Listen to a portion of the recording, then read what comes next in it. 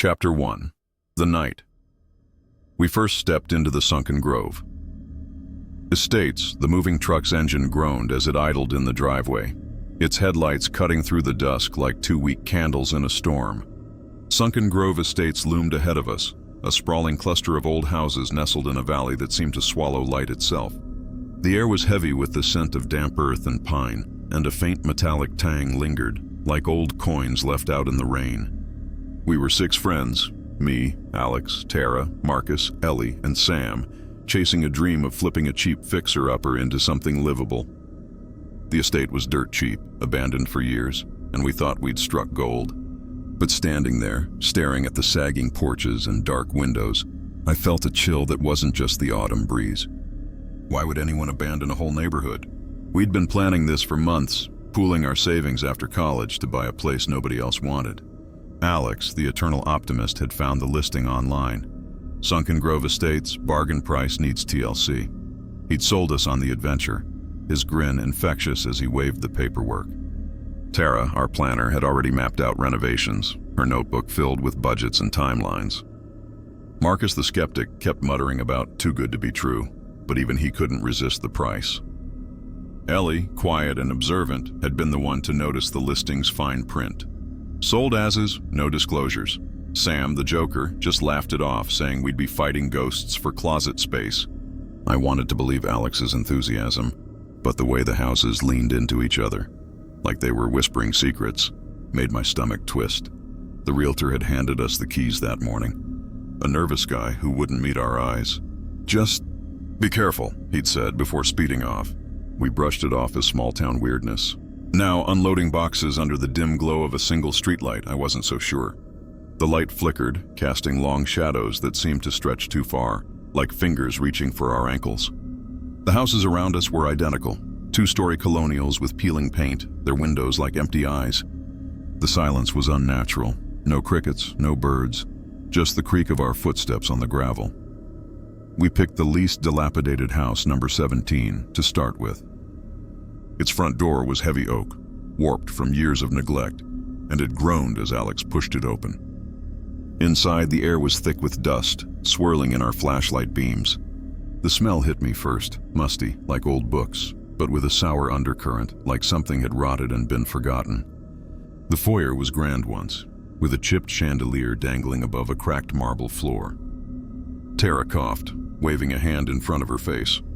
"This place is a health hazard," she said, but her voice was unsteady, like she felt it too, the weight of being watched. We explored the ground floor, our voices echoing off bare walls. Marcus found a light switch, but the bulbs buzzed and flickered, casting jagged shadows. "Great," he muttered. "We're living in a horror movie set." Sam laughed, too loud, and started mimicking ghost sounds, but Ellie shooshed him. "Listen," she whispered. We froze. A faint hum, like a distant machine, pulsed through the walls. It stopped as soon as we noticed, leaving only our breathing. "Probably old pipes," Alex said, but his smile faltered. Upstairs, the bedrooms were a maze of narrow halls and locked doors. Tara jotted notes about warped floorboards and water stains, but I caught her glancing over her shoulder. I felt it too, a prickle on my neck, like someone was standing just out of sight. In the master bedroom, we found a cracked mirror above a dresser, its surface cloudy but reflective. Sam leaned in, making a face, but froze. "Did anyone else see that?" he asked, his voice stripped of its usual bravado. "See what?" I said, stepping closer. He pointed at the mirror. Something moved. "Behind me." We all stared, but the reflection showed only us, our faces pale in the dim light. The moment broke when Marcus called from the hall. "Guys, you need to see this." We followed his voice to a small door under the staircase, half hidden by peeling wallpaper.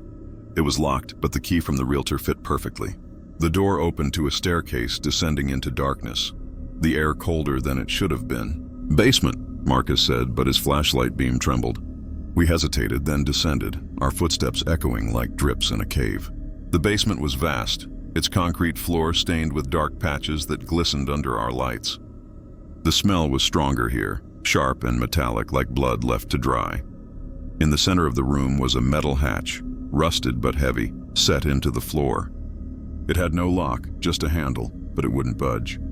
"What's under there?" Ellie whispered, her voice barely audible. None of us answered. The air felt thicker, pressing against my chest. Then we heard it, a whisper, soft but clear, like a voice muffled by a wall. It said my name. "Claire." I spun around, heart pounding, but no one was there. "Did you guys hear that?" I asked, my voice shaking. They stared at me, wide-eyed. "Hear what?" Tara said, but her face was pale. I opened my mouth to explain, but the whisper came again, this time from the hatch. "Claire, come closer." I stumbled back, my flashlight clattering to the floor. Sam grabbed my arm, his usual grin gone. "Okay, that's not funny," he said, looking at the others. "Who's messing with us?" No one answered. The whisper stopped, but the silence was worse, heavy with something waiting. Alex, trying to take charge, said, "Let's get out of here. We'll deal with this tomorrow." But as we turned, the hatch creaked, a slow, deliberate groan, like something was pushing from below. We froze, staring as it shifted just an inch before stopping. No one moved. No one breathed. We scrambled up the stairs, slamming the door behind us. Back in the foyer, we argued, voices overlapping. Marcus wanted to leave, saying the place was cursed. Tara insisted it was just old house noises, but her hands shook. Ellie kept staring at the basement door, like she expected it to open. Sam tried to joke, but it fell flat. Alex, ever the leader, said we'd sleep in the living room together, no one alone. We dragged sleeping bags from the truck, huddling under the flickering chandelier. The whispers didn't come again, but I couldn't shake the feeling of eyes on me, watching from the shadows. As we lay there, the streetlight outside flickered in a pattern. 3 short pulses, one long, over and over. I don't know why, but it felt intentional, like a signal. Ellie noticed it too, her eyes locked on the window. "That's not random," she whispered. I wanted to dismiss it, but the pattern kept going, relentless, until dawn broke and the light died. We didn't sleep. How could we? Something in Sunken Grove Estates knew my name, and it was waiting. I'm still not sure what we've gotten ourselves into. The houses, the whispers, that hatch. They're hiding something, and I don't think it wants us here. Have you ever moved somewhere and felt like the place itself was against you? Tell me in the comments, because I'm starting to think we're not alone in this. Chapter 2. Every house on the street had an identical, locked basement door. The morning after our first night in Sunken Grove Estates, the air felt wrong, like the house was holding its breath. Sunlight barely reached the valley, filtered through a haze that made everything look faded, like an old photograph. The smell of mildew clung to everything, mixing with that sour, metallic tang that hadn't left my nose since we opened the basement door. We'd barely slept, huddled in the living room of number 17, jumping at every creak of the old house. My name, whispered from that rusted hatch below, echoed in my mind. "Claire, come closer." I hadn't told the others how personal it felt, how it seemed to crawl inside my skull. But their faces, pale, eyes bloodshot, told me they'd felt something too. What kind of place had we moved into? After that night, we tried to act normal. Alex, always the optimist, brewed coffee on a camping stove, his cheerful chatter about renovation plans sounding forced. Tara pored over her notebook, muttering about electrical wiring, but her pen trembled. Marcus, our skeptic, kept pacing, glancing at the basement door we'd barricaded with a heavy table. Ellie stayed quiet, sketching the streetlight's flicker pattern, 3 short, 1 long, in her journal. Sam tried to lighten the mood, cracking jokes about ghostly roommates, but his laugh was hollow. I wanted to believe we'd imagined it all, but the memory of that hatch creaking open, just an inch, made my skin crawl. We needed answers, or at least a distraction. Tara suggested we explore the other houses on the street. "Maybe number 17's just a bad apple," she said, forcing a smile. "We bought the whole estate, right? Let's see what else is here." Marcus rolled his eyes but grabbed his flashlight. "If we find another creepy basement, I'm out," he said. We all laughed, but it was nervous, brittle. The street outside was eerily quiet. No birds or wind, just the crunch of gravel under our boots. The houses stood in neat rows, identical colonials with sagging porches and dark windows. The air smelled of wet leaves and something sharper like rust. I kept glancing at the streetlights, half expecting them to flicker again, but they stayed dark in the daylight. We started with number 15, next door. Its front door was unlocked, swinging open with a low groan. Inside, the layout was identical to our house. Same grand foyer, same chipped chandelier, same cracked marble floor. The dust was thick, swirling in our flashlight beams, and the air felt heavy, like it was pressing against us. "This is creepy," Sam whispered, his usual bravado gone. Ellie pointed to a faint outline on the wall, where wallpaper had peeled to reveal a door, just like the one under our staircase. My stomach dropped. "Another basement," I said, my voice barely above a whisper. Marcus shook his head. "No way. We're not going down there," but curiosity got the better of us. The door was locked and none of our keys worked. Tara, ever practical, suggested we try the other houses. Number 13 was the same, identical layout, identical locked door under the stairs. So was number 19, then 21.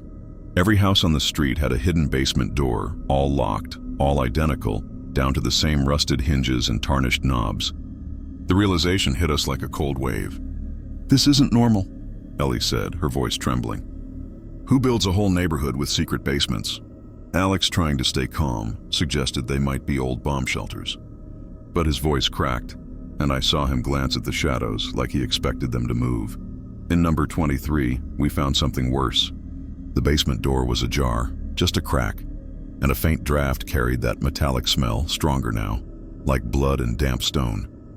Sam shone his flashlight inside, revealing a staircase descending into darkness. "Nope," he said, stepping back. "I'm not dying today." But Ellie, usually so cautious, crouched and peered down. "There's something carved here," she said, tracing her finger over the doorframe. We crowded around. Etched into the wood, barely visible under layers of grime, was a symbol. A circle with 3 lines crossing inside, like a warped asterisk. It looked old, deliberate, and it made my chest tighten. "I saw this in our house," Ellie whispered. On the hatch, we argued about what to do. Marcus wanted to leave, saying the estate was cursed or some cult nonsense. Tara insisted we needed to understand the property if we were going to sell it.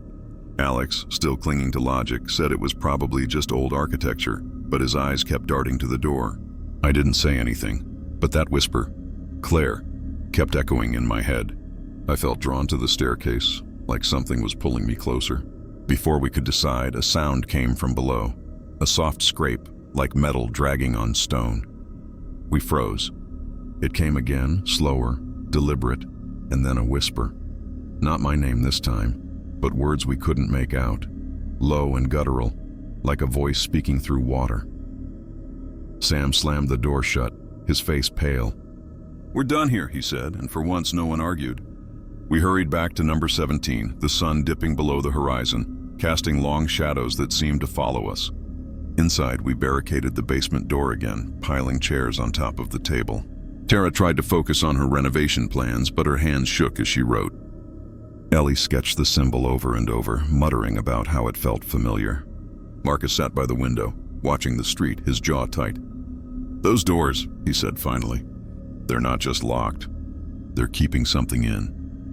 That night we stayed together in the living room again, sleeping bags spread out under the flickering chandelier. The streetlights outside started their pattern again. 3 short flickers, 1 long, like a code we couldn't crack. Around midnight, I woke to a sound, a faint knock, rhythmic, coming from the basement door. Knock, pause, knock, pause, knock. I held my breath, hoping it was my imagination, but Ellie sat up, her eyes wide. "You hear it too?" she whispered. I nodded. The others stirred, their faces pale in the dim light.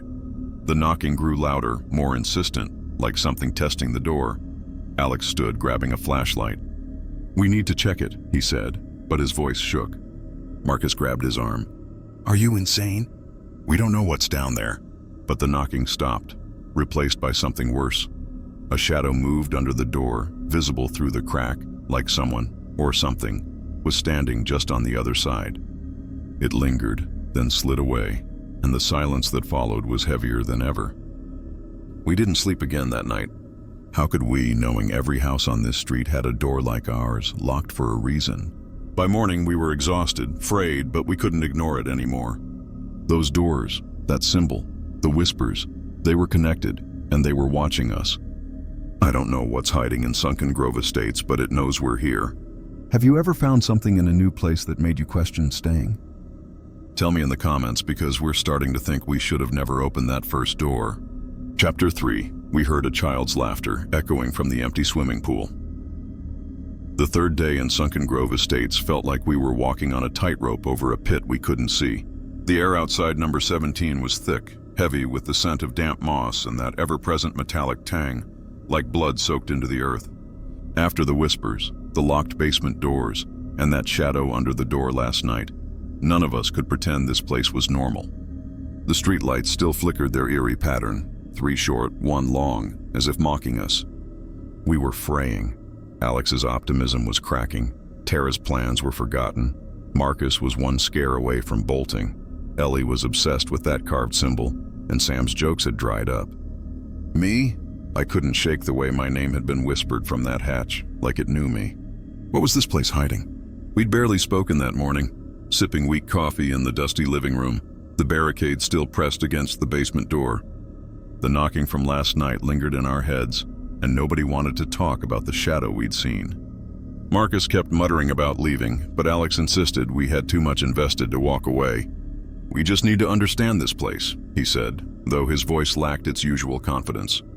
Tara, clutching her notebook, suggested we explore the estate's grounds instead of the houses. "Maybe there's something out there that explains all this," she said, gesturing vaguely. Ellie nodded, her eyes on her sketch of the circle and line symbol. "I keep seeing it in my dreams," she whispered. None of us asked her to elaborate. The backyard of number 17 opened to a sprawling, overgrown common area shared by the estate's houses. Weeds choked the ground and rusted lawn furniture lay scattered like bones. At the far end, half hidden by tangled vines, was an empty swimming pool, its concrete cracked and stained. The air grew colder as we approached, carrying a faint chlorine smell mixed with something sour, like spoiled milk. The pool was deep, maybe 10 feet, its walls covered in faded tiles that might have been blue once. At the bottom, dry leaves and dirt swirled in little eddies, moved by a breeze we couldn't feel. "This place is a lawsuit waiting to happen," Sam said, trying to sound light, but his voice was tight. We stood at the edge, staring down. The silence was oppressive, broken only by the faint creak of a distant shutter. Then it came, a giggle, high and childlike, echoing from the pool's depths. We froze. It wasn't a happy sound. It was sharp, almost mocking, like a kid playing a cruel prank. "What the hell was that?" Marcus hissed, stepping back. I leaned forward, heart pounding, and the giggle came again, louder, bouncing off the concrete walls. "There's no one down there," Tara said, but she sounded like she was convincing herself. Ellie knelt, peering into the pool. "It's coming from the drain," she said, pointing to a rusted grate at the deep end. The drain was clogged with debris, but something about it felt wrong, like it was too dark, too deep. Alex, trying to take charge, grabbed a stick and poked at the grate. The giggling stopped, replaced by a low hum like the one we'd heard in the house our first night. It vibrated through the ground, up into our bones. "This is bad," Marcus said, his voice shaking. "We need to go." But before we could move, the leaves at the bottom of the pool swirled faster, forming a pattern. The same circle with 3 crossed lines we'd seen on the basement door. It wasn't natural. It was deliberate. Sam, pale as the concrete, backed away. "Okay, that's not wind. That's something else." Ellie pulled out her journal, frantically sketching the symbol again. "It's everywhere," she said, her voice barely audible. Tara grabbed her arm. "Ellie, stop. You're freaking me out." But Ellie shook her off, eyes wild. "Don't you get it? It's trying to tell us something." I wanted to agree with Tara, to pull us back to reason. But that giggle echoed in my head, and I swear it said my name again, Claire, faint but unmistakable, woven into the laughter. We decided to check the other houses' backyards, hoping for answers, or at least a break from the pool's pull. Every house had access to the same common area, the pool at its heart. In number 19's backyard, we found a rusted shed, its door hanging off one hinge. Inside, covered in cobwebs, was a stack of old maintenance records for the estate. Tara, desperate for something normal, flipped through them. Most were faded, but one page, dated 1973, mentioned the pool. "Closed after incident," it read, with no details. Below it, scrawled in different handwriting, was that symbol again, drawn in thick black ink. "What incident?" Alex asked, but none of us had an answer. Back at the pool, the air felt heavier, like a storm was coming, though the sky was clear. The giggling started again, louder, joined by whispers. Multiple voices now, overlapping, too soft to make out but urgent like a warning. I caught fragments. Stay. Below. Don't leave. My chest tightened. Marcus was done. I'm not staying here with creepy kid ghosts, he shouted, but Alex grabbed his shoulder. We can't just run. We need to know what's going on. Ellie, still clutching her journal, pointed to the drain. It's coming from there. We need to look. Against every instinct, we climbed down into the pool using a rope from the shed. The tiles were slick and the air grew colder the deeper we went. At the bottom, the drain was larger than it looked from above, wide enough to crawl through. Sam shone his flashlight inside, revealing a tunnel, its walls slick with algae and something darker, like dried blood. The smell was overwhelming: chlorine, rot, and that metallic tang. Then the giggling stopped, and a shadow moved in the tunnel, too fast to see clearly. It wasn't human. It was too tall, too thin, its edges blurring like smoke. Did you see that? I whispered, my voice cracking. They nodded, faces pale. The whispers grew louder, a chorus now saying, You found us. We scrambled out of the pool, hearts racing, and ran back to number 17. Inside, we locked the doors, but the whispers followed, faint but persistent, seeping through the walls. Ellie sat in the corner sketching the symbol obsessively. It's not just a mark, she said. It's a warning. Or an invitation. Marcus snapped at her to stop, but she ignored him. Tara, usually so composed, was crying softly, her notebook abandoned. Alex tried to rally us, saying we'd figure it out tomorrow, but even he looked shaken. I couldn't stop thinking about that shadow in the tunnel. How it seemed to watch us waiting, that night. The streetlights flickered their pattern again, relentless, and the knocking from the basement door returned. Louder, more urgent. But now, mixed with it, was the giggle, faint but clear, like it had followed us from the pool. We didn't sleep. How could we, knowing something was in that tunnel, something that knew we'd seen it? Sunken Grove Estates wasn't just abandoned, it was alive, and it was pulling us deeper. Have you ever heard something that made your blood run cold? Tell me in the comments, because I'm starting to think we're not the only ones hearing it. Chapter 4. The streetlights would flicker in a pattern that wasn't random. Dawn broke over Sunken Grove Estates like a reluctant witness, casting a gray pallor over the overgrown lawns and sagging roofs. The air was crisp, but laced with that persistent dampness, the kind that seeps into your bones and makes every breath feel labored. After the child's laughter from the empty pool, echoing up from that dark drain like a taunt from the grave, we were all unraveling. The symbol, that twisted circle with 3 crossed lines, haunted Ellie's sketches, now plastered across every surface in number 17. The whispers had grown bolder, slithering through the walls at odd hours, and my name, Claire, was the thread they wove into their murmurs. We hadn't slept properly in days, and the barricade against the basement door felt like a joke, flimsy against whatever scraped and knocked from below. What was drawing us deeper into this nightmare?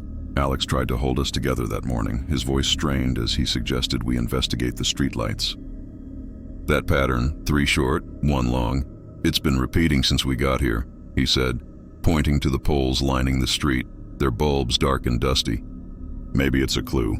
Old wiring or something. Tara, her eyes ringed with shadows, nodded weakly, clutching a flashlight like a talisman. Marcus scoffed, but it was half-hearted. He was packing a bag in the corner, whispering about driving back to the city. Ellie, lost in her drawings, muttered, it's Morse code, or a signal. Sam, who hadn't joked since the pool, just stared out the window, his knuckles white on the sill. I felt the pull, too, that invisible thread tugging me toward the unknown, but fear kept me rooted. We stepped outside, the gravel crunching underfoot like brittle bones. The estate felt smaller today, the houses closing in, their identical facades mocking our isolation. The streetlights stood like sentinels, 7 in total, spaced evenly along the single road that looped the neighborhood. Up close, they were relics, rusted iron poles with glass domes cracked from neglect. The air hummed faintly, a vibration you felt more than heard, and the metallic tang sharpened, mixing with the earthy rot of fallen leaves. Let's check the bases, Alex said, kneeling by the first pole. At its foot, embedded in concrete, was a small panel secured with a padlock. Tara jimmied it open with a screwdriver, revealing wires tangled like veins, but no obvious fault. As the sun climbed, we moved pole by pole. Number 2 had the same setup, but inside, scratched into the metal, was that symbol again, faint but unmistakable. Ellie's breath hitched. "It's marking them," she said, tracing it with her finger. Marcus grabbed her wrist. "Stop touching things! This place is infected or something." But we pressed on. By the third pole, the hum grew louder, syncing with our heartbeats. Sam froze, pointing upward. "Look." The bulb flickered to life unbidden. 3 short bursts, 1 long, then died. We stared, the pattern searing into our retinas. "It's reacting to us," I whispered, my voice swallowed by the sudden silence. Desperate for answers, Tara suggested the utility shed at the estate's edge, a squat building half buried in ivy. The door creaked open, revealing shelves of rusted tools and yellowed manuals.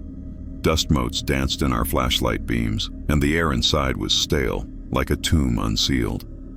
Flipping through a binder labeled Electrical Schematics, Tara found blueprints of the streetlights. "Installed in 1972, she read aloud. "Part of the original development." But scribbled in the margins, in erratic handwriting, was a note. "Pattern warns of the rising. Do not follow."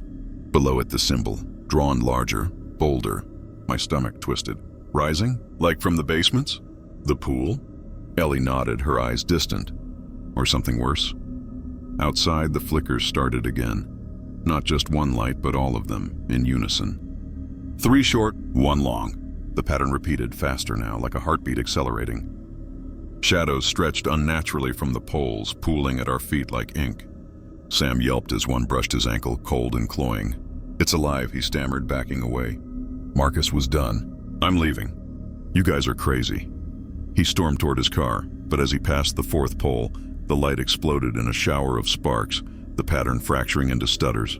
He screamed, clutching his arm where a burn bloomed red. It touched me. We rushed to him, the air electric with ozone and fear. The flickers intensified, the entire street pulsing like a vein. We ran back to the shed, slamming the door as the lights outside whipped into a frenzy. Through the grimy window, we watched shadows detach from the poles. Tall, elongated figures, humanoid but wrong, their forms rippling like heat haze.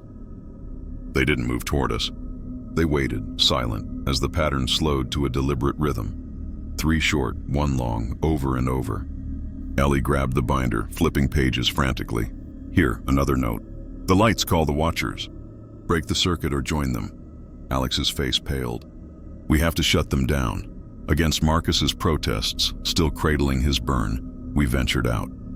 The shadows loomed closer now, their edges fraying into tendrils that whispered against the ground. The metallic smell was overpowering like hot copper. At the central pole, where the wires converged underground, we dug with shovels from the shed. The earth was soft, unnaturally so, yielding like flesh. Our blades struck something hard, a metal box etched with the symbol. Inside, a junction, wires pulsing with faint blue light. Tara hesitated, then snipped the main cable. Sparks flew and the flickers ceased. Silence crashed down, heavy and absolute. But the shadows didn't vanish. They converged, pooling into a single mass at the hole we dug, rising slowly like smoke from a grave. It took shape, a figure, taller than a man, its face a void where eyes should be. Whispers erupted from it, a cacophony, names, ours, overlapping in plea and threat. "Claire, Alex, join." My name sliced through, intimate, hungry. Ellie screamed as a tendril reached for her, cold fingers grazing her skin. We bolted, dragging Marcus. The figures formed, dissolving into wisps that followed, seeping into cracks in the road. Back in number 17, we barricaded the doors, hearts thundering. The whispers persisted, softer now, from the walls, the floor. Ellie pored over the binder, connecting dots. The lights installed with the estate, tied to whatever lurked below. "The pattern, it was summoning them," she said, voice breaking. Tara bandaged Marcus's arm, silent tears streaking her face. Sam rocked in the corner, muttering about getting out. Alex stared at the ceiling where shadows danced faintly. I felt it most. The pull, stronger now, like the estate was burrowing into my mind. Night fell, and though the lights stayed dark, the knocking from the basement resumed, synced to the memory of that pattern. Something had been called, and it knew we'd interrupted. Sunken Grove wasn't just watching. It was awakening. Have you ever seen lights do something they shouldn't? Share in the comments. Maybe you felt that pull too. Chapter 5. Homeowners Association rules listed curfews for things that weren't human. The fifth night in Sunken Grove Estates wrapped around us like a shroud, the kind that itches and clings no matter how you twist. Moonlight barely pierced the valley's haze, turning the street into a silvered trap of shadows that seemed to shift when you weren't looking. The metallic tang in the air had thickened, now laced with a faint, acrid smoke, like something burning far below ground. After the streetlight's frenzy and those shadow figures rising from the earth, whispering our names in a chorus that still echoed in my ears, we were ghosts ourselves, pale and hollow-eyed in number 17's living room. The barricade against the basement door groaned occasionally, as if tested by invisible hands. My name, Claire, was the sharpest barb, pulled taut in the whispers, promising secrets if I'd just listen closer. We couldn't keep going like this. The estate was eroding us, one flicker, one laugh, one scrape at a time. Morning brought no relief, just a dull ache behind our eyes from another sleepless huddle. Alex's leadership had frayed to threads. He paced, muttering about calling a professional, but his phone had no signal. Hadn't since day one. Tara's notebook lay open, pages filled not with plans, but frantic notes on the symbol, the circle with 3 crossed lines now dubbed the mark in hushed tones. Marcus nursed his burn from the exploding light, the skin blistered in a pattern that looked suspiciously like the mark itself. Ellie hadn't spoken much since the shadows touched her, her sketches evolving into feverish maps of the estate, tunnels snaking beneath every house. Sam, once the Joker, now sat silently, staring at the pool through the back window, as if expecting the child's giggle to bubble up again. I felt the fracture lines in us all, but especially in myself. The pull toward the basement, the drain, the buried wires, like a current humming under my skin. Desperation drove Tara to rummage through the house's forgotten corners that day, hunting for any scrap of history. "There has to be paperwork," she said, her voice brittle. "Deeds, manuals, something to explain why this place was abandoned."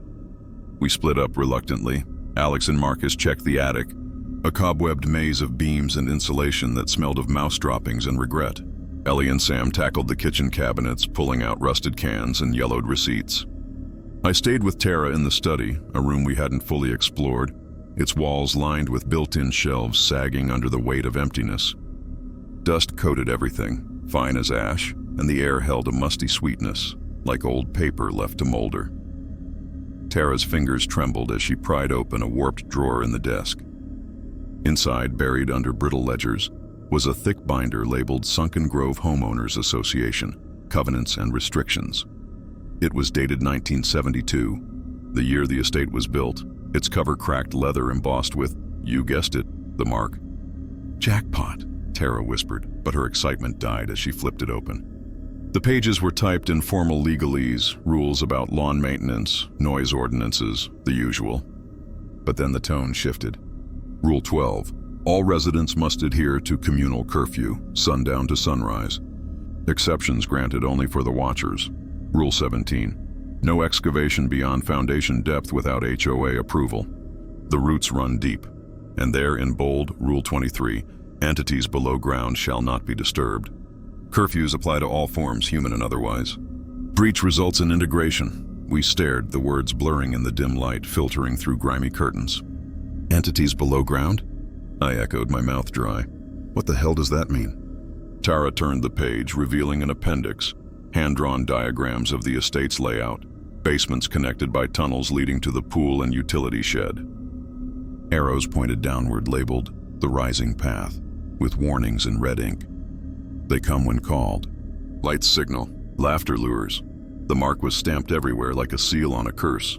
Ellie burst in then, her face ashen, clutching a faded photo from the kitchen.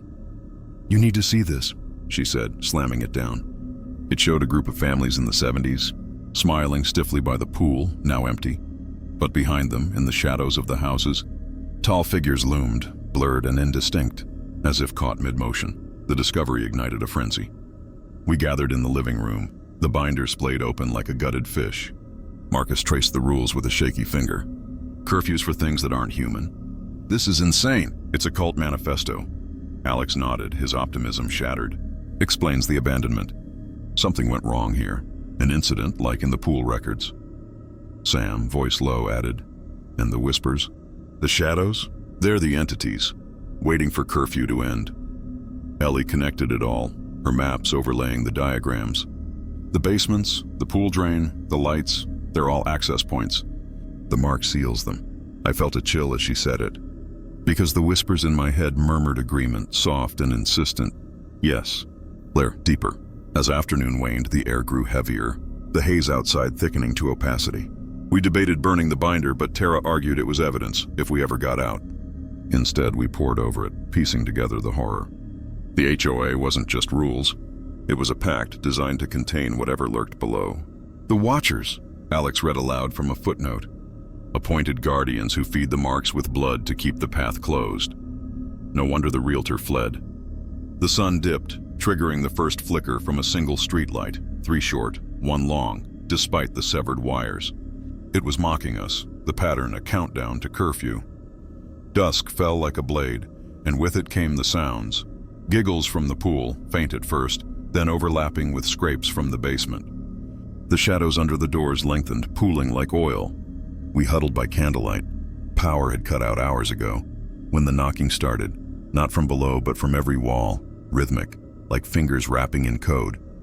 Ellie decoded it against the binder's appendix. Open the path. Panic clawed at us. Marcus bolted for the front door, screaming, "I'm done!" But as he yanked it open, shadows surged in from the porch, tall, writhing forms that solidified into figures, their voids for faces tilting curiously. They didn't attack. They waited, whispering curfew violations, our names a litany. Tara slammed the door, barricading it with the sofa, but one tendril slipped through, coiling around Marcus's ankle. He shrieked as it pulled, his burn flaring like a beacon. We grabbed him, yanking back in a desperate tug of war, the air filling with their voices.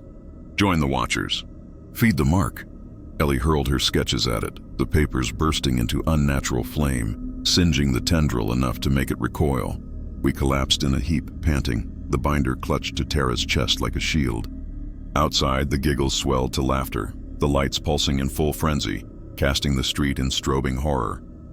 The entities circled the house, their forms pressing against windows, leaving smears of inky residue. Hours blurred into terror. The rules had come alive, enforcing curfew with whispers that burrowed into our minds, promising peace if we'd just descend. I fought it hardest, visions of the hatch calling me, "Claire, integrate." Dawn crept in eventually, the shadows retreating with hisses, the laughter fading to echoes. We survived the night, but Marcus's ankle bore a fresh mark, branded in blister. The binder lay open, its pages curling as if breathing. Sunken Grove's rules weren't suggestions. They were chains, binding us to whatever rose when curfew broke. We're trapped in a neighborhood that enforces the impossible, and the entities know our weaknesses. Have you ever read something that changed how you saw your home? Chapter 6. A reflection in the window showed someone standing right behind me by our 6th night in Sunken Grove Estates. The air felt like it was pressing us into the ground, heavy with the weight of secrets we couldn't unlearn. The faint smell of smoke and metal lingered, now mixed with something sickly sweet, like flowers left too long in stagnant water. The HOA binder's rules, curfews for things that weren't human, warnings about entities below, had burned themselves into our minds. Marcus's ankle, branded with the mark from last night's shadow attack, throbbed under a makeshift bandage, a constant reminder of the estate's grip. We were unraveling faster now. Alex's forced calm was gone, Tara's logic was crumbling. Ellie's sketches had turned manic, Sam barely spoke, and I, Claire, felt the whispers coiling tighter. My name their favorite note in a song I didn't want to hear. The house, the whole damn neighborhood was alive, and it was done playing subtle. We'd spent the day holed up in number 17, too scared to venture out after the streetlights' betrayal and the shadow figures that hunted us at curfew. The living room, our makeshift camp, was a mess of sleeping bags, candle stubs, and Ellie's drawings of the mark, that cursed circle with 3 crossed lines. The barricade against the basement door groaned occasionally, as if something tested it from below. Tara clutched the HOA binder like a lifeline, rereading its cryptic rules while Marcus paced, muttering about escape plans that never went beyond, "We drive until we're out." Alex sat by the window, staring at the streetlights, now dark but no less threatening. Sam, curled in a corner, kept glancing at the back door, toward the pool where the child's laughter still echoed in our nightmares. I tried to focus, but the whispers were louder now. slipping through cracks in my thoughts. Claire, see us. Desperate to do something, anything, we decided to search number 17 again, hoping for a clue to break the estate's hold. There's got to be more than that binder, Alex said, his voice hoarse. Something the last owners left behind. We split up, a bad idea in hindsight, but fear makes you reckless. Ellie and Sam took the upstairs bedrooms, Tara and Marcus the kitchen, while Alex and I tackled the dining room, a cavernous space with a long, dust-covered table and windows that stretched floor to ceiling. The glass was warped, distorting the view of the backyard where the empty pool loomed like an open grave. The air in here was colder, thick with that sweet rot smell, and every step echoed too loudly, like the house was listening. Alex checked the built-in cabinets, pulling out chipped china and moth-eaten linens while I examined the windows. Their frames were old, paint peeling like dead skin, and the glass felt unnaturally cold under my fingers. I leaned closer, my breath fogging the pain, and froze. In the reflection behind me stood a figure, tall, impossibly thin, its face a smudge of darkness where eyes should be. It was close, too close, its silhouette sharp against the dim candlelight. My heart stopped. "Alex," I whispered, afraid to turn. He didn't hear, engrossed in a drawer of yellowed papers. The figure didn't move, but I felt its presence, heavy, like a hand on my shoulder. Then it tilted its head and the whispers surged. "Claire, look closer." I spun around, heart hammering, but the room was empty, just Alex muttering about useless receipts. "Did you see something?" I asked, my voice shaking. He frowned, glancing up. "What?" "No, just dust." I turned back to the window, and the reflection was gone, but the glass seemed darker, like it was swallowing light. My pulse didn't slow. I wanted to tell him, but the words stuck, choked by the fear that saying it aloud would make it real. Instead, I helped him sort through the papers, my hands trembling. We found nothing but old bills, until one sheet tucked at the bottom caught my eye. It was a letter, handwritten, dated 1973. "To the next owners, don't trust the reflections. They show what's waiting. The mark binds them, but mirrors call them out." Below it, the symbol, drawn in shaky ink. Upstairs, Ellie's scream shattered the silence. We bolted to the second floor, finding her and Sam in the master bedroom, staring at the cracked mirror we'd seen our first night. Ellie was pale, her journal clutched to her chest. "It was me," she stammered. "In the mirror, but not me. It moved when I didn't." Sam nodded, his face gray. "I saw it too." It smiled. The mirror reflected only us now, but the glass was cloudy, rippling faintly like water. Alex grabbed a blanket and threw it over the mirror, his hands unsteady. "No more reflections," he said, but his voice cracked. Downstairs, Tara and Marcus burst in, holding a small box they'd found in the kitchen. Inside was a key etched with the mark and a note. "For the basement. Don't use it unless you're ready to join." The key felt like a trap, but it was the first solid clue we'd found. We argued in whispers, the house creaking around us. Marcus wanted to burn the key, saying it was cursed. Tara argued we needed to understand the basements to escape. Ellie, still shaken, said the mirrors and the mark were connected, pointing to her sketches where reflections appeared in her diagrams, always near the symbol. Sam, barely speaking, kept glancing at the covered mirror, like he expected it to move. I felt the pull again, stronger now, urging me to take the key, to open the hatch. "Claire, join us." I pushed it down, but it was like fighting a tide. As night fell, the whispers grew louder, seeping from the walls, the windows, the covered mirror. We gathered in the living room, candles flickering, the key on the table like a loaded gun. Then the windows betrayed us. Every pane reflected not just us, but them, shadow figures, tall and blurred, standing just behind each of us. Tara gasped, dropping the binder. Marcus swore, backing into a corner. Ellie sketched frantically as if capturing them would help. Sam froze, staring at his reflection, where a figure leaned closer, its void face inches from his. Alex tried to smash a window, but the glass didn't break. It rippled, and the figure in his reflection mimicked him, mocking. I looked at my own reflection, and there it was again. Closer now, its darkness sharper, whispering my name. I felt it in my chest, a cold weight, urging me to turn, to face it. "Don't look," I told the others, but my voice was weak. The figures didn't move closer, just watched, their whispers weaving a promise. Join the watchers. Feed the mark. Then, as one, The reflections raised a hand, pointing to the basement door. The barricade shuddered, the table sliding an inch, and a child's giggle echoed from below, joined by a knock, 3 short, 1 long. Like the streetlights pattern, we didn't sleep, clutching candles as the reflections lingered, fading only with dawn's first light. The key sat untouched, but its presence burned. The estate was tightening its grip, showing us what waited in every mirror, every shadow. Have you ever seen something in a reflection that shouldn't be there? Tell me in the comments, because we're running out of ways to ignore what's watching. Chapter 7. We found the community time capsule, buried, 6 feet too deep. The 7th day in Sunken Grove Estates dawned with a deceptive calm, the kind that lulls you before the storm hits. The air outside number 17 was still, heavy with the scent of wet earth and that unrelenting metallic bite, now undercut by a faint char, like paper singed at the edges.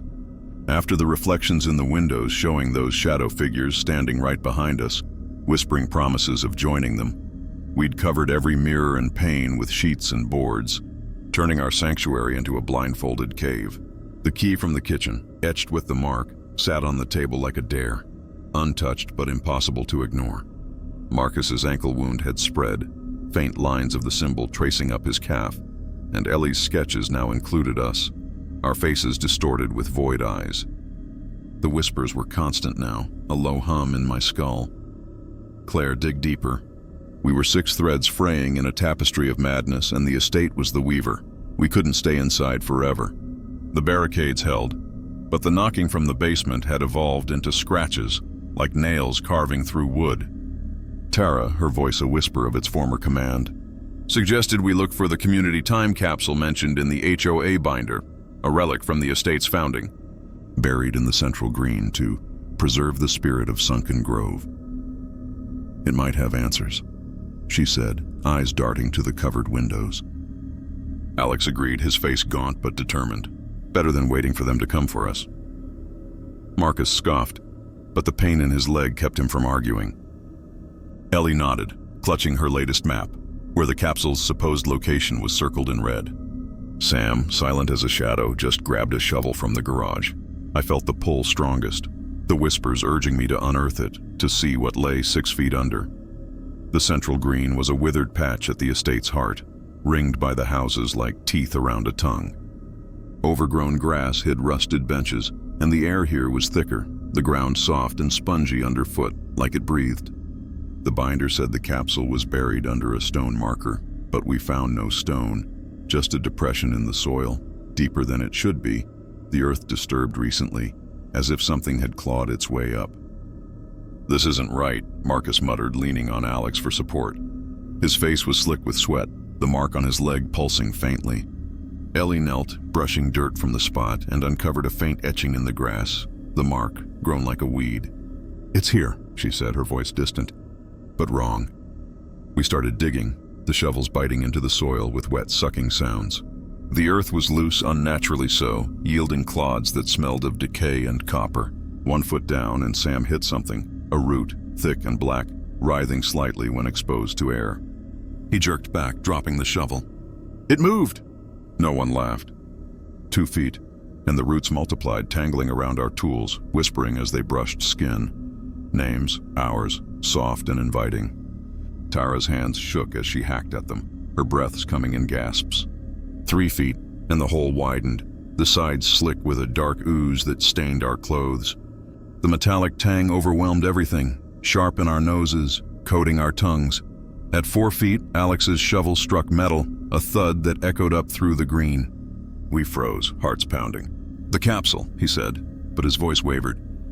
We cleared the dirt, revealing a large steel box, larger than expected, its lid embossed with the mark, but warped, as if pried open from below. No lock, just a latch crusted with rust and something darker, flaking like dried blood. Ellie traced the edges, her fingers coming away black. It's been opened, she whispered. The whispers from the roots swelled, a chorus now. Open it, Claire. See the truth. I hesitated, the key from the house burning in my pocket. I'd taken it without thinking, drawn by the hum. Marcus, pale and sweating, urged us to leave it. This is a trap. Like the reflections, the rules, it's all leading us down. but curiosity or the pull won. Tara flipped the latch and the lid groaned open, releasing a puff of stale air thick with the sweet rot smell from the windows. Inside, no cheerful letters or trinkets, just layers of yellow documents, a rusted chain, and at the bottom, bones. Small ones human, arranged in the shape of the mark, their surfaces etched with tiny scratches, like pleas carved in agony. We recoiled, but the papers drew us back, founding charters but twisted. Sunken grove, built upon the Watcher's cradle, one read. To feed the roots is to bind the rising. Volunteers chosen at curfew. Photos followed. 1970s families, smiling, but their basements open. Shadows spilling out like ink. Deeper in the capsule, a journal. Its pages brittle. Entries from a watcher, describing rituals where residents descended at night, integrating with the entities below, merging flesh with shadow to keep the estate alive. The capsule seals the first, it said. But they hunger. 6 feet is not deep enough. 6 feet too deep, the title echoed in my head.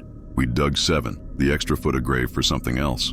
Ellie flipped to the last page, dated 1973. The incident, the pool took 3 children. Laughter calls them back. Lights signal the feed.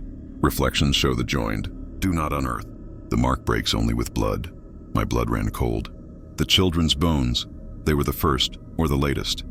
As we read, the ground trembled, a low rumble from below. Roots burst from the hole's sides, coiling up like serpents, tipped with thorns that dripped black sap. Sam swung his shovel, severing one, but it regrew faster, wrapping his wrist. He screamed. The sound cut short as thorns pierced skin. "Get it off!" Tara slashed at it, freeing him. But not before it drew blood, the drops sizzling on the earth. The whispers roared, "Feed us." The capsule's contents stirred, papers fluttering as if breathed upon, the bones rattling in their pattern.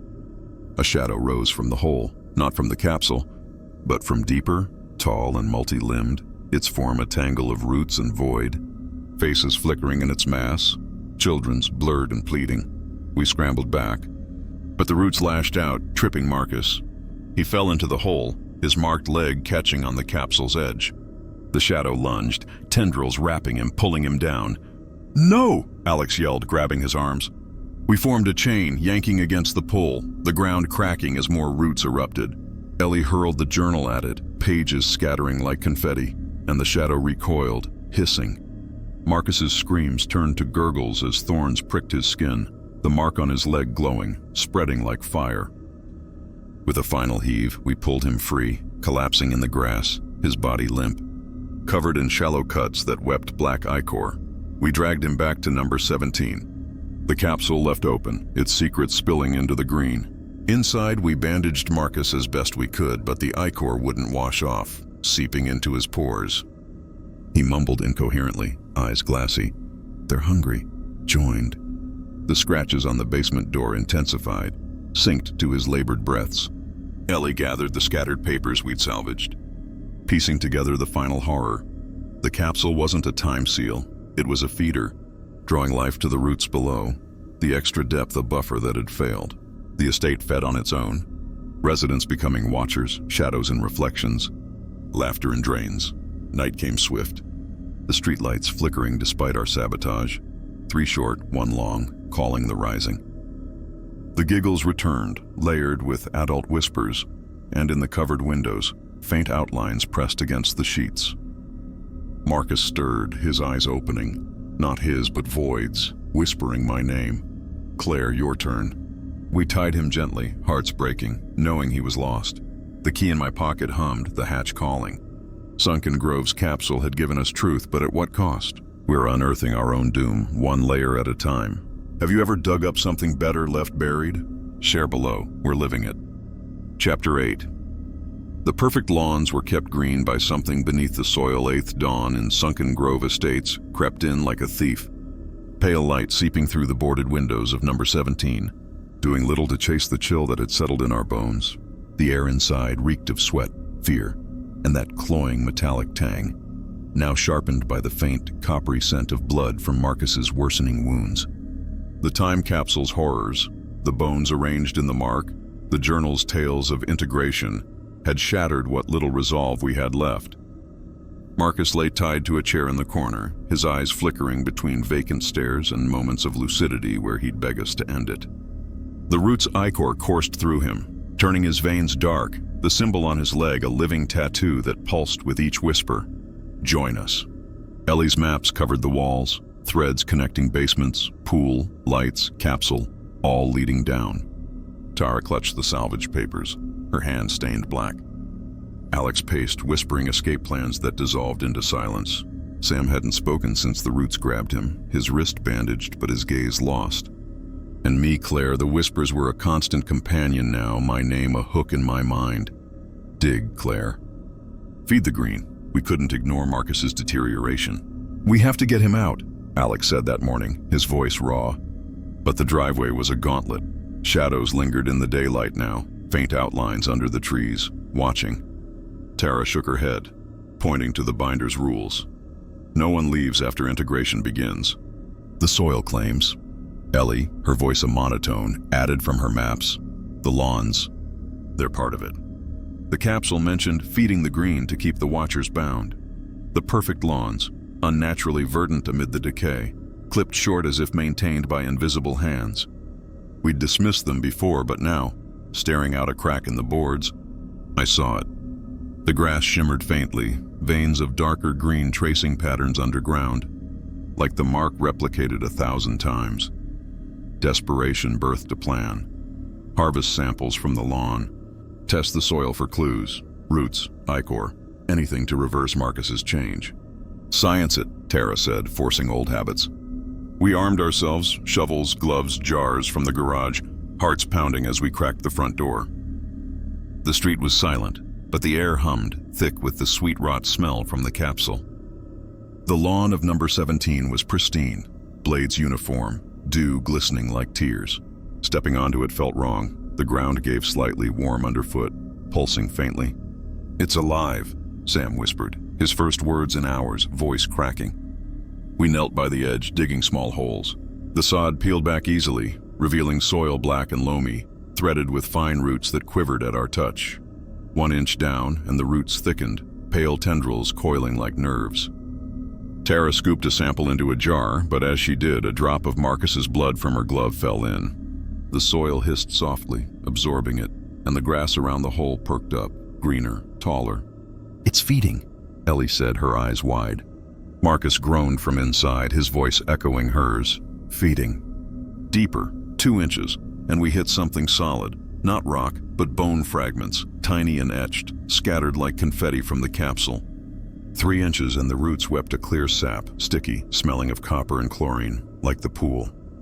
Sam prodded one with his trowel and it retracted, then lashed out, wrapping the tool and yanking it down. He stumbled, falling face first into the hole, the ground sucking at his hands like mud. We pulled him free, but not before thorns pricked his palms, drawing blood that the soil drank greedily. The lawn rippled, a wave of emerald spreading from the spot, the mark blooming in darker grass at our feet. Whispers rose from the earth, soft and choral. Names, ours, layered with pleas from the bones. Children's voices from the pool, adults from the journal. Claire, water us. Alex swung his shovel wildly, severing roots that bled black, but they regrew, faster, forming a net under the surface. Run! He yelled, but the lawn held us, blades sharpening, slicing at ankles. Tara dropped her jar, glass shattering, the soil inside bubbling as if boiling.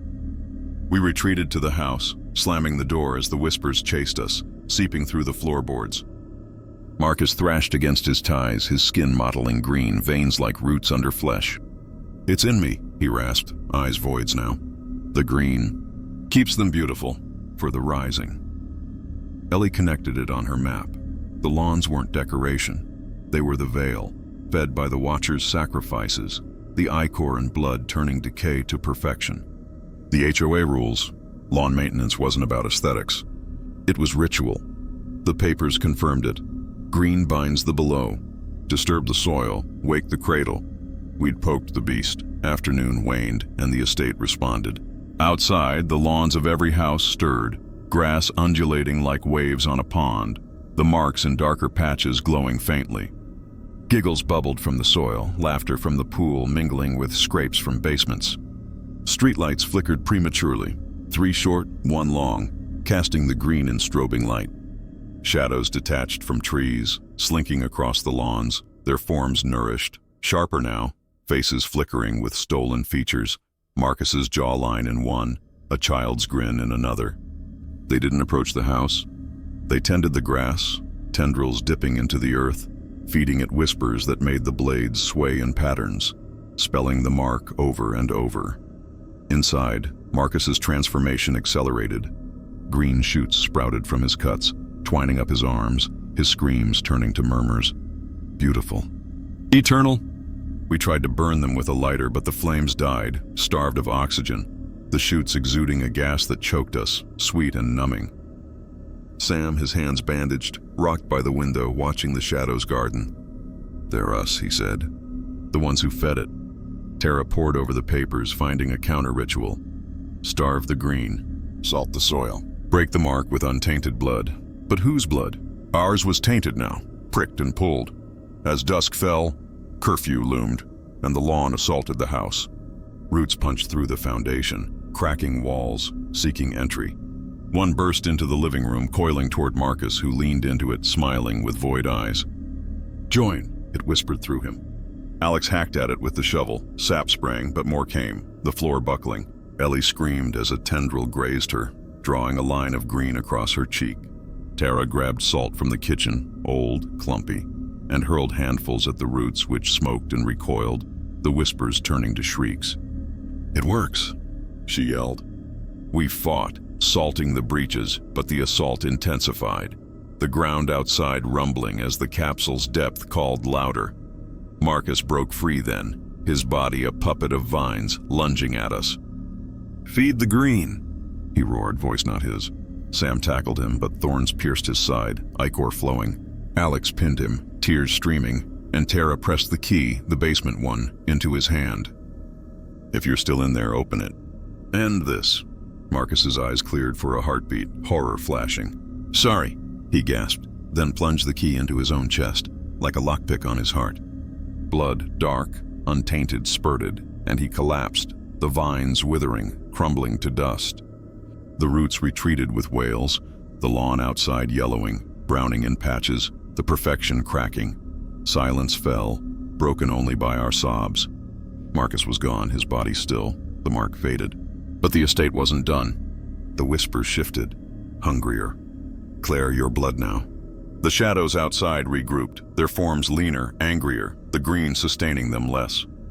Ellie traced a new line on her map, the capsule, salted soil, starvation weakening the veil.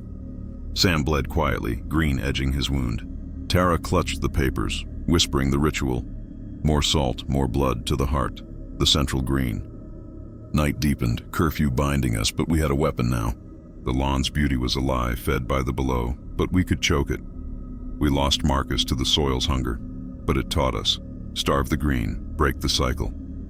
Sunken Grove's perfection is poison. Have you ever noticed grass that's too perfect? Tell me below, we're salting our way out, one handful at a time. Chapter 9. The welcome sign's message changed to "No one leaves the grove." The 9th morning in Sunken Grove Estates broke with a sickly light. The sky bruised purple, casting the valley in a haze that seemed to pulse with intent. The air was rancid, metallic tang now laced with a rotting sweetness, like flesh left to fester. Marcus was gone, his sacrifice salting the lawn, wilting the roots that fed the estate's unnatural green. His blood, untainted in that final act, had bought us a moment's reprieve, but the whispers hadn't stopped, only shifted, angrier now. "Claire, you're next." We were 5 now, Alex, Tara, Ellie, Sam, and me, huddled in number 17, our sanctuary a crumbling fortress. The walls bore cracks from the roots' assault, the boarded windows creaked under unseen pressure, and Sam's thorn-pierced side oozed green, his face pale as he clutched a makeshift bandage. Ellie's map sprawled across the floor, tracing the estate's veins to one point, the central green, where the capsule lay. The key, stained with Marcus's blood, hummed in my pocket, a tether to the basement we couldn't face yet. The estate was closing in and we were running out of moves. We barely spoke, the weight of loss choking us. Alex, his leadership brittle, kept checking the barricade, though the basement's scratches had quieted since Marcus's death. Tara clung to the HOA papers, her eyes hollow, rereading the counter-ritual. Salt the soil, spill untainted blood, break the mark. Ellie, feverish, added to her maps, muttering about the estate's entrance. The welcome sign we'd passed on day one, its faded letters barely legible. "It's the gate," she said. "The mark's strongest there. It's where it started." Sam, barely conscious, nodded weakly. "I saw it when we drove in. It glowed."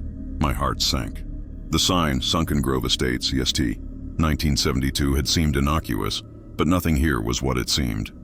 We needed to see it, to understand its role in the cycle that bound us. Leaving the house felt like stepping into a trap.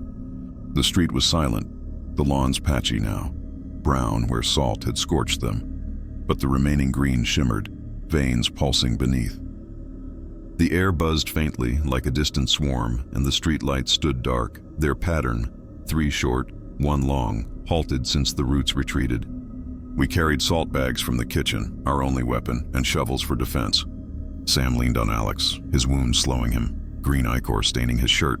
The welcome sign stood at the estate's only road in or out, a rusted metal arch over cracked pavement, flanked by 2 stone pillars.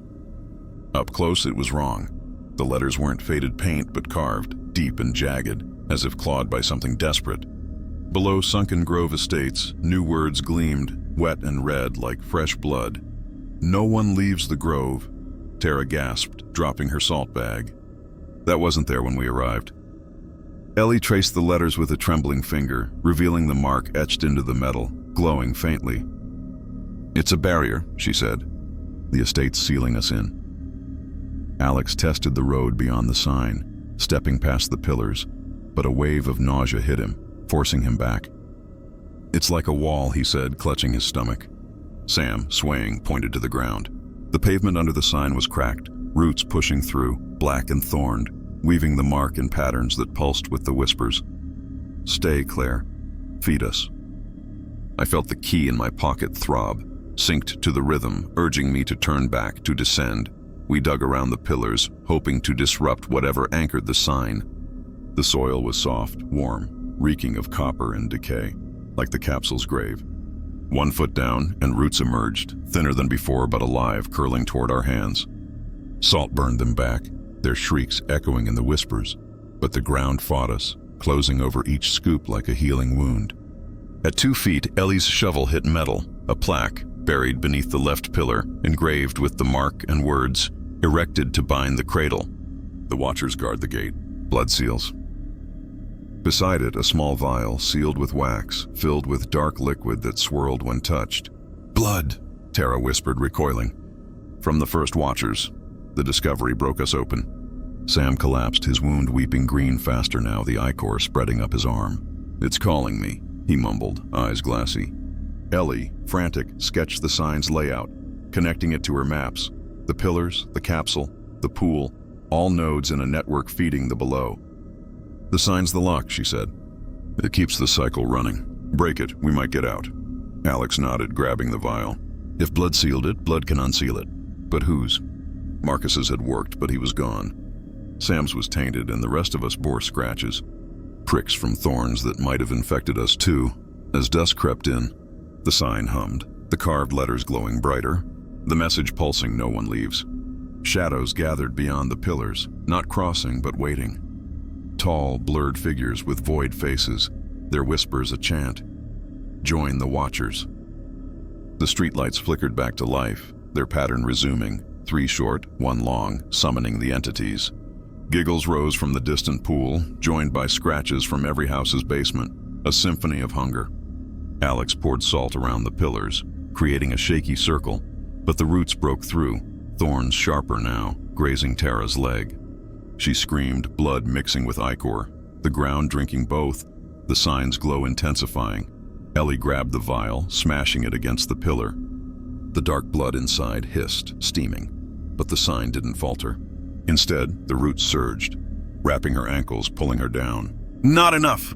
she yelled as we freed her, thorns tearing her skin. Sam, barely standing, offered his arm. "Use mine. It's all we've got." Tara hesitated, but Alex cut his palm. letting red blood, not green, drip onto the pillar. The roots recoiled, the signs glowed dimming, but only for a moment. The whispers roared, more, untainted. I felt the key burn in my pocket, the basement's call louder. Claire, finish it. My scratches itched, but no green, yet. We retreated to number 17, the shadows trailing us, their forms denser, angrier. Sam collapsed inside, his breathing shallow, green veins climbing his neck. Tara bandaged him, tears falling, while Ellie redrew her map, the sign now the center. "It's the gate, but it needs pure blood," she said. Marcus was the last untainted. Alex stared at the key, then at me. "Claire, you've been hearing it most. You're next, aren't you?" I didn't answer, the whispers drowning him out. Claire, the hatch. The pillars stood outside unyielding, the sign's message a command we couldn't break. Night fell, curfew tightening, and the shadows pressed against the boards, their hands etching the mark in frost. We salted the floors, but the roots cracked through, slower but relentless, seeking Sam. The giggles laughed at our efforts, the lights pulsed outside, and the sign's words burned in my mind, no one leaves. The key in my pocket was a heartbeat, the basement door rattling without touch. We're caged in a cycle that demands blood, and I'm the only one it keeps naming. Have you ever felt a place refuse to let you go? Tell me in the comments. We're one step from the gate, but it's closing fast. Chapter 10. To break the cycle. We had to unearth the original founding family. The 10th night in Sunken Grove Estates descended like a guillotine. The sky black as ink, swallowing any hope of dawn. The air inside number 17 was suffocating, thick with the stench of blood, ichor, and that sweet rot decay that clung to everything. The welcome sign's message, "No one leaves the grove," burned in our minds. A final warning from a place that had claimed Marcus and was now clawing at Sam, his body a map of green veins, his eyes flickering with voids. The whispers were a roar now, my name, Claire, their sharpest note, pulling me toward the basement hatch like a tide. Alex, Tara, Ellie, and I were all that remained, battered and bleeding, our scratches from thorns itching with the threat of infection. Ellie's maps, now a chaotic web, pointed to one truth. The cycle began with the founding family, buried somewhere in the estate, their blood the first to feed the mark. To escape, we had to dig them up and break their hold. But the cost felt like our souls. We sat in the candle-lit living room, the barricade against the basement door splintered from relentless scratching. Sam, barely conscious, lay on a sleeping bag, his breath ragged, green ichor seeping from his wounds. Tara clutched the HOA papers, her fingers stained with salt and blood, rereading the counter-ritual, starve the green, spill untainted blood, unearth the cradle's source. Ellie's final map, scrawled in near darkness, marked a spot in the central green near the capsule, labeled Founder's Rest. "The first watchers," she whispered, her voice hollow. "Their bones started this. The mark binds them." Alex gripped the blood-stained key, his knuckles white. "We end it tonight or we're next." I nodded, the whispers chanting, "Claire, finish it." The key in my pocket burned, the hatch calling. But the green was the key, where it began. We armed ourselves with the last of the salt, shovels and a knife for blood, mine, the only untainted left. Though I felt the estate's pull testing me. Leaving Sam was agony, but he begged us to go. His voice a rasp, "Don't let it take me." Outside, the estate was alive, the lawns writhing despite our salting, roots breaking through, forming the mark in dark veins. The streetlights pulsed, 3 short, 1 long, their glow casting shadows that moved on their own, tall and faceless, circling the green. The air was electric, heavy with copper and rot, and giggles from the pool mingled with whispers from below, a chorus of hunger. "Feed us." The welcome sign loomed at the road's end, its red letters dripping, as if freshly carved. The central green was a battlefield. The soil churned from our capsule dig, now pulsing with roots that glowed faintly green. Ellie led us to the spot her map marked, a sunken patch where grass refused to grow, the mark etched naturally in bare dirt. We dug, shovels sinking into earth that moaned soft as flesh, oozing black sap that smelled of blood and chlorine. 1 foot down, roots lashed out, thorns grazing Tara's arm, drawing red that the soil drank. Salt slowed them, but the ground fought back, closing over each scoop. 2 feet and we hit wood, a coffin old but intact, its lid carved with the mark, sealed with rusted nails. The founders, Ellie said, her voice trembling. The first to integrate. The whispers surged, a cacophony of voices, children, adults, and something older, inhuman. Break it, Claire. The roots tightened, forming a cage around the coffin, thorns dripping ichor. Alex poured salt, burning them back, while Tara pried at the lid with a crowbar. It groaned open, revealing 4 skeletons. 2 adults, 2 children, their bones arranged in the mark, skulls etched with it, fingers clutching a vial like the one under the sign, filled with dark blood. A journal rested beside them, its pages brittle. The grove demands. We gave ourselves our kin to bind the cradle. Blood renews, or it rises. Below, in red ink. 1973, 3 more children, pool incident. Not enough. The watchers grow. The ground shook, roots erupting, wrapping Ellie's legs. She screamed, slashing with the knife, but thorns pierced her, green spreading up her arms. Blood! Tara yelled, grabbing the knife. I knew it was me. My scratches were shallow, my blood still red. I cut my palm, wincing, letting drops fall into the coffin. The roots hissed, retreating, the bones rattling as if alive. The whispers turned to shrieks. Not enough. I poured more, the vial in the coffin cracking, its blood mixing with mine, steaming. The mark on the bones glowed, then faded, the skeletons crumbling to dust. The ground stilled, the streetlights died, and the giggles stopped, but the shadows surged closer, their void faces snarling. You can't leave. We ran, dragging Ellie, her skin mottling green. Back at number 17, Sam was gone, the sleeping bag empty, a trail of ichor leading to the basement door, ajar, the barricade shattered. The key in my pocket burned hotter, and I knew the hatch was the cradle, the final lock. We descended, no choice left, the air cold and thick with rot. The hatch was open, revealing a tunnel lined with roots, pulsing with the mark. At its end, a chamber, where Sam stood, eyes voids, his body woven with roots, part of a writhing mass. Figures, half human, half shadow. The founding family's remnants merged with others, their faces flickering. Marcus, children, countless watchers. Join, they whispered, Sam's voice among them. Tara hurled salt, burning the mass, but it regrew, faster. Ellie, weakening, pointed to the chamber's center. A stone altar, the mark carved deep, pulsing green.